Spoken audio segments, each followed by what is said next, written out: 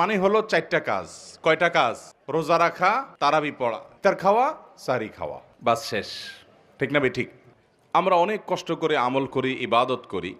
অনেক সময় আমাদের কিছু ত্রুটির কারণে, আমাদের কিছু বিচ্যুতির কারণে, কিছু ভুলের কারণে আমাদের কষ্ট করা আমলগুলো বরবাদ হয়ে যায়, নষ্ট হয়ে যায়, সেগুলো আল্লাহর কাছে কবুল হয় না। আমরা অনেকেই আছি যে আমাদের অনেক আমল ইবাদত বন্দেগী করি, যার একটাও আল্লাহর কাছে কবুল হয় না। আজ আমরা এরকম 13 শ্রেণীর হতভাগা মানুষের কথা জানব, যে মানুষগুলোর কোনো বদামলের কারণে, কোনো ত্রুটির কারণে তার কোনো আমলই কবুল হয় না। আবার অনেকের সুনির্দিষ্ট কোনো ত্রুটির কারণে ওই ত্রুটি সংশ্লিষ্ট আমলটা ওইটা আল্লাহর কাছে কবুল হয় না। কারা সেই হতভাগা যাদের সে আমল, ইবাদত কষ্ট করে করা নেক আমল সেটা আল্লাহ তাআলার কাছে গ্রহণযোগ্য হয় না? এর মধ্যে